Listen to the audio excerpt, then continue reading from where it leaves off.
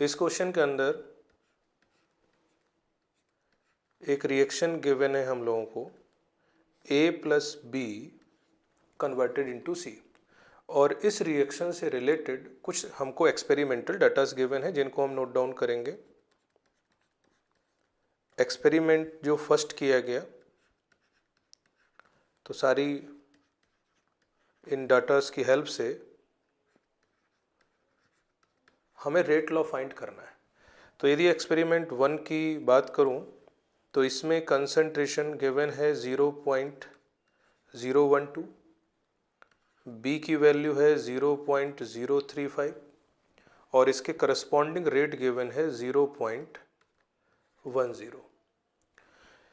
Experiment 2 में 0.024, B की जो वैल्यू गिवन है 0.070 और इस एक्सपेरिमेंट में जो रेट मिला दैट इज 1.6।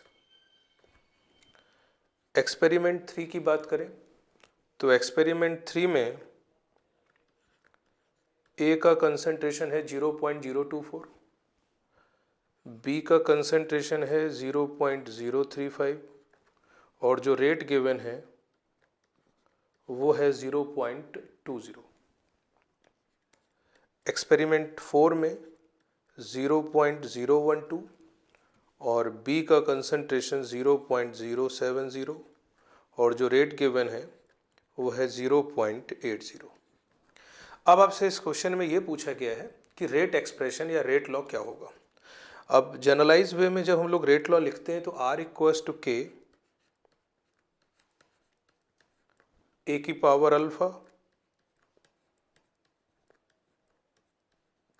into B की power beta, where alpha and beta are the order of reaction with respect to A and with respect to B, और यही हम लोगों को फाइंड करना है।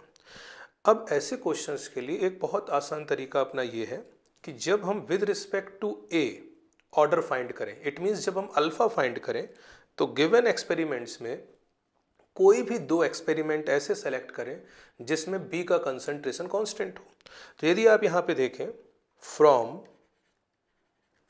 एक्सपेरिमेंट 1 and 3,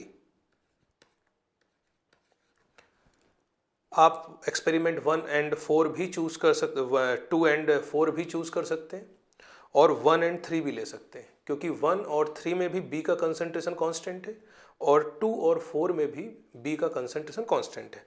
मैंने क्वेश्चन के लिए एक्सपेरिमेंट 1 और 3 को सेलेक्ट किया। यदि आप एक्सपेरिमेंट 1 और 3 को देखें तो B का कंसंट्रेशन तो कांस्टेंट हो गया, और यदि मैं आपसे पूछूं A के कंसंट्रेशन पर क्या इंपैक्ट पड़ा तो आप कहेंगे सर ये तो डबल हो गया, और यदि इसका कंसंट्रेशन डबल हो गया तो B A के कंसंट्रेशन को डबल करने पर रेट डबल हो रहा है, तो मैं कह सकता हूं कि ये 2 टाइम्स हो गया। और A जो चेंज हो रहा है A की पावर क्या आता है अल्फा, तो हम कह सकते हैं कि यहां बना 2 की पावर अल्फा। तो on comparing experiment 1 and 3 we can say 2 की पावर अल्फा इक्वल्स टू 2, और ये तभी हो सकता है जब अल्फा की वैल्यू कितनी हो 1। तो इस तरीके से हम लोग अल्फा फाइंड कर सकते हैं। तो एक बार फिर से मैं रिपीट करता हूं, जब भी हम किसी एक रिएक्टेंट के रिस्पेक्ट में ऑर्डर फाइंड करते हैं तो हमारी कोशिश रहती है कि दूसरा रिएक्टेंट का कंसंट्रेशन वहां पर कांस्टेंट रहे, जो कि एक्सपेरिमेंट 1 and 3 एंड एक्सपेरिमेंट 2 और 4 में। मैंने यहां पर एक्सपेरिमेंट 1 and 3 चूज किया है। Similarly now we are interesting in finding value of beta, then we can choose experiment 1 and 4 as well as you can choose experiment 2 and 3. Suppose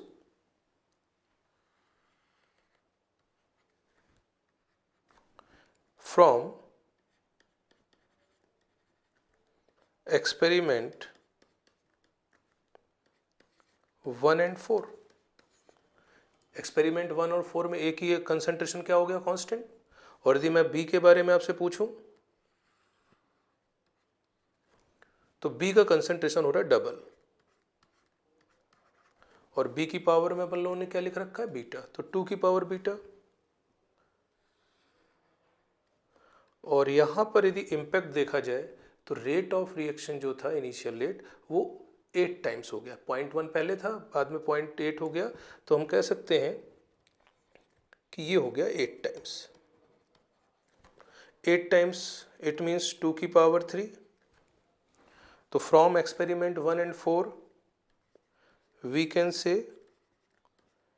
2 की power beta equals to 2 की power 3। On comparing power of 2 we will get beta equals to 3. Now we will replace these values in rate equation. Then R should be R equals to K concentration of A की power 1 into concentration of B की power 3.